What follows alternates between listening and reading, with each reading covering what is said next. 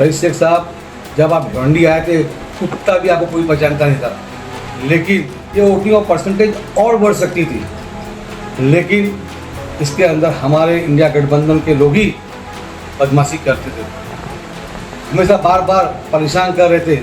उनका नाम एक आमदार रईस शेख है और एक बुझेली बीड़ी रशीद ताइब मोमिन है लिया था।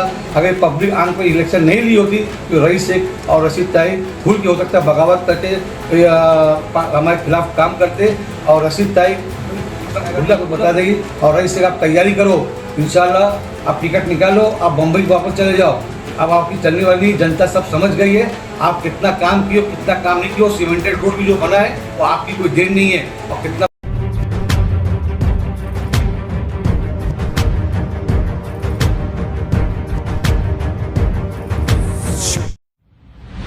जमजम मोटर्स अपने कस्टमर्स के लिए लाए हैं समर धमाका ऑफर, जहां सिर्फ ₹1 डाउन पेमेंट पर आपको मिलेगी अपनी मनपसंद 2 व्हीलर। साथ ही मिलेगा स्पॉट फाइनेंस, स्पॉट डिलीवरी, वो भी मिनिमम डॉक्यूमेंट के साथ।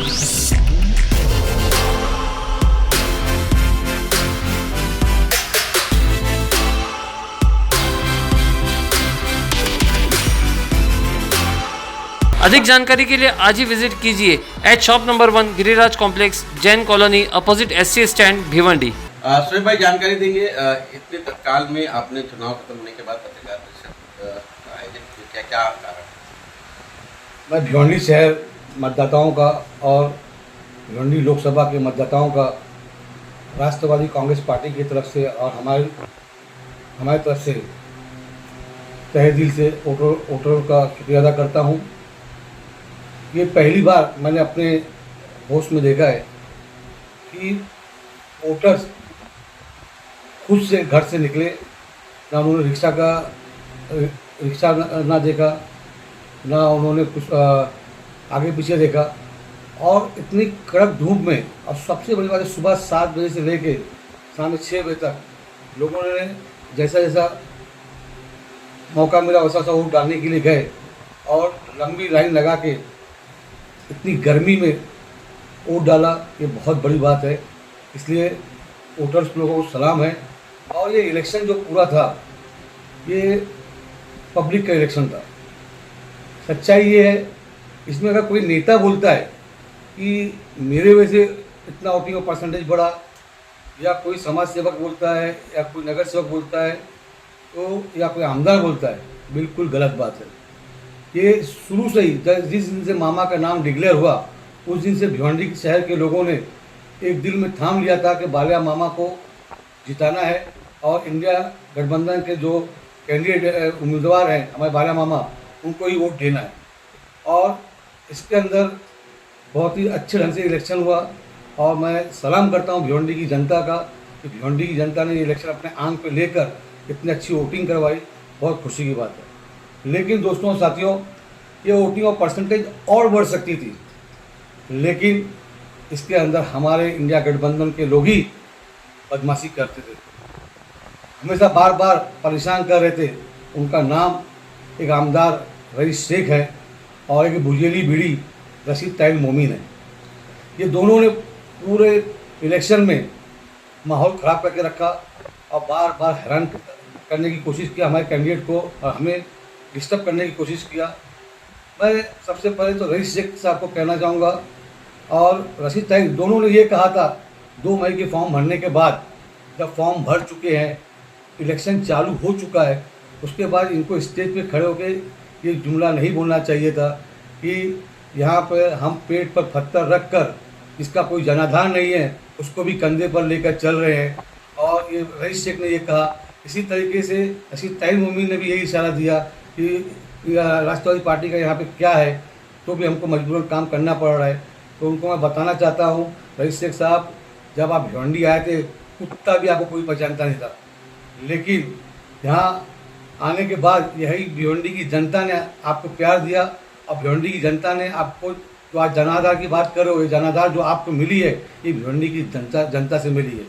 और दूसरी चीज़, मामा को लोग यहाँ जानते हैं। पिछले 5 साल पहले उनको टिकट मिलने वाला था कांग्रेस ने गलती की, टिकट नहीं दिया। उस दिन से लोग इंतज़ार कर रहे थे कि मामा टिकट लाएगा, उसका काम करेंगे।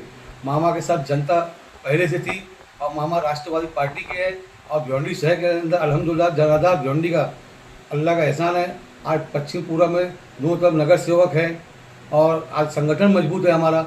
और तुमको तुम्हारा जनाधार की बात करते हो, आने वाले आमदा के इलेक्शन में रईस शेख और भुजली बड़ी रशीद ताहिर, मैं तुमको आह्वान करना चाहता हूँ कि तुम्हारी औकात हम लोग दिखा देंगे कि राष्ट्रवादी पार्टी की ताकत क्या है। और अल्लाह का शुक्र है, सबसे बड़ी बात है राष्ट्रवादी पार्टी अपने बल पे नहीं है। राष्ट्रवादी पार्टी शरद चंद्र पवार की पार्टी जो है पब्लिक के बल पे है। आज पब्लिक हमारे साथ है, जनता हमारे साथ है, उनकी ताकत के ऊपर हम लोग यहाँ पे इलेक्शन आगे लड़ेंगे इंशाल्लाह। दूसरी चीज़ ये है कि आपने देखा होगा, भी आवाम से कहना चाहूँगा कि जिस तरीके से रईस शेख ने शुरुआत की गलत जुमला इस्तेमाल करना, उसके बाद आपस में रंजिश पैदा करना, उसके बाद आप देखिए उनकी पार्टी में वो इस्तीफ़ा दे दिए, ये सब जो नौटंकी थी ये अच्छी बात नहीं है। आखिर के 6 दिन वो गायब हो गए थे, दिखाई दिए नहीं, फिर उनको क्या नाम मना के लाना पड़ा। 4 बार वो मैदान छोड़ के भाग चुके थे, 4 बार उनको समझा के लाना पड़ा कि भाई आप काम करो, आप काम करो। और इसी तरह रशीद ताहिर का भी यही नाटक था। हमने जितेंद्र आवाड साहब से और बालिया मामा से कहा कि हम तीनों को बैठाओ और चौथा रुपेश माथे साहब को बैठाओ, चारों एक साथ अगर हम लोग काम करेंगे, काम करने में बहुत आसानी होगी। लेकिन ऐसा नहीं हुआ।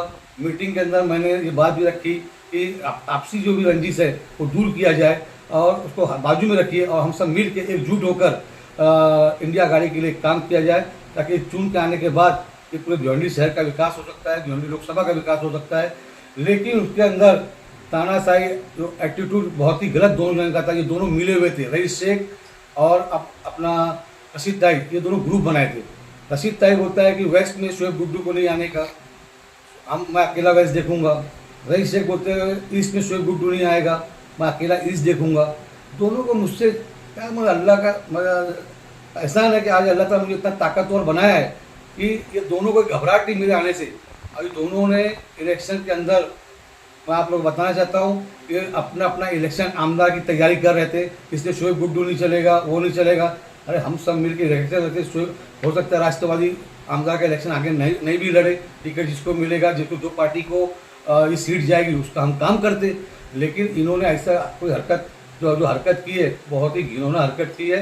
रईस शेख को मैं बताना चाहता हूँ कि यहाँ के जो गली के जो कुत्ते होते वो भी तुमको पहचान गए हैं कि तुम कितने बड़े फेकाड़ू हो, कितने बड़े ड्रामाबाज हो और कितने बड़े नौटंकीबाज हो। ये सब नौटंकी बंद करो, जो एक्टिंग सब जो चली पूरे इलेक्शन के अंदर वो अच्छी बात नहीं है। दोनों जगह झंडा आप देख लीजिए। रईस शेख की कन्विंसिंग क्या रही, एक बाइक रैली निकाली, एक स्टेज प्रोग्राम किया और 2-3 जगह उन्होंने ग्राउंड लेवल पे रोड पे इन्होंने अपना पद यात्रा की। उसके अंदर इन्होंने ये आप देख लीजिए उनकी वीडियो, कहीं पे भी तुतारी का झंडा आपको 2-4 मिलेगा मिलता जुलता, और पूरा समाजवादी का झंडा लेके ये लोग पूरा प्रचार कर रहे थे। वो अपना इलेक्शन पैसा मामा का और रईस शेख और अपना रशीद ताहिर दोनों अपनी रोटी सेक रहे थे। ये जो हुआ है अच्छा नहीं हुआ। अगर हम चारों मिल के एक प्लेटफॉर्म पे मिल के काम किए होते, हो सकता है कि आज वोटिंग ऑफ परसेंटेज और बड़ा होता। और हमारी कोशिश यही थी कि वोटिंग ऑफ परसेंटेज बढ़ाई जाए। और रशीद ताहिर तो गायब ही थे। रशीद ताहिर जिस तरीके से कन्विंसिंग की आप लोगों ने देखा ही होगा कि किस तरह कन्विंसिंग किया। उनकी टीम, सबसे बड़ी बात है रईस शेख के पास उनकी टीम में से आधे से ज़्यादा गलत काम मतलब दूसरी पार्टी को काम कर रहे थे। लेकिन तो वो आसिम आज़मी साहब का मैं शुक्रिया अदा करता हूँ कि ईस्ट और वेस्ट में जो भी आसिम भाई ने सबको बोला कि सब लोग दिल लगा के इंडिया गठबंधन का काम करो, बालिया मामा का काम करो, तो आसिम भाई की देन है कि एक काम हुआ। नहीं तो रईस शेख और रशीद ताहिर, मुझे जो लगता है इनका सेटअप कुछ और था, कि कहीं और से चल रहे थे, लेकिन ये चल इसलिए नहीं पाए कि पब्लिक खुद रोड पे उतर गई थी और पब्लिक ने ये इलेक्शन अपने आंख पे ले लिया था। अगर पब्लिक आंख पे इलेक्शन नहीं ली होती तो रईस शेख और रशीद ताहिर खुल के हो सकता है बगावत करके हमारे खिलाफ काम करते। और रशीद ताहिर मतलब खुला समझ में आता, उसके ज़िंदगी भर उसका इतिहास है गद्दारी करने का। आप उठा के देख लीजिए, कोई भी इलेक्शन हो रशीद ताहिर का, हमेशा इलेक्शन में उसने गद्दारी किया है। पिछली मरतबा मैं कांग्रेस से लड़ा था, कांग्रेस का रशीद ताहिर भी था, मुझसे पैसा भी लिया लड़ने उसके बाद उसने काम भी नहीं किया, खुलेआम MIM का काम किया। ऐसे गद्दारों का क्या न्याय हो सकता है। मैं रईस शेख को और रशीद ताहिर को आह्वान करना चाहता हूँ कि दोनों पहले अपने दिमाग में झाँकिए, दूसरों के ऊपर उंगली उठाने से पहले नहीं तो आने वाले वक्त में जनता तुमको बताएगी, जनता किस तरीके तुमको हराएगी। इंशाल्लाह वो वक्त आएगा तुमको बता देगी। और रईस से आप तैयारी करो, इंशाल्लाह आप टिकट निकालो, आप बम्बई वापस चले जाओ। अब आपकी चलने वाली जनता सब समझ गई है आप कितना काम किए, कितना काम नहीं किया। सीमेंटेड रोड भी जो बना है वो आपकी कोई देन नहीं है, और कितना वो ये सब जो चल रहा है ये ठीक नहीं है। बहरहाल मैं जनता से इतना कहना चाहूँगा, आप लोग का बहुत बहुत शुक्रिया। आज आप लोगों की वजह से इंशाल्लाह अल्लाह ने चाहा तो इज्जत बचेगी, और वालिया मामा इंशाल्लाह चुन के आएंगे, ये अल्लाह की वजह से मुझे पूरी उम्मीद है। बस ये जनता अगर इस तरीके से रोड पे उतर जावे तो कोई नोटा अपना कोई भी नेता कर पाएगा। और ये नेता बचे करने से इनमें सबसे बड़ा रोल जो रहा है वो है हमारी जनता का। जनता को मैं सलाम करता हूँ। खुदा हाफिज़, जय हिंद, जय माता। दूसरी गुप्ता जी, जो आपने मुझसे बात पूछी कि आप इलेक्शन होने के एक दिन बाद प्रेस कॉन्फ्रेंस दे रहे, उसकी वजह ये है उस टाइम इलेक्शन का माहौल चल रहा था, और मैंने बहुत दब के इलेक्शन में पहली बार ऐसा हुआ है कि मैं बहुत दबा, सिर्फ इसलिए कि मेरी पार्टी का कैंडिडेट था, और मैंने तो इतना दबने वालों में से नहीं हूँ। अब ये दबा के बताने समझ में आ जाएगा, और पब्लिक को बताना भी जरूरी था। और उस वक्त मैं कुछ बोलता तो मामला कुछ नुकसान हो सकता था इंडिया अलायंस का।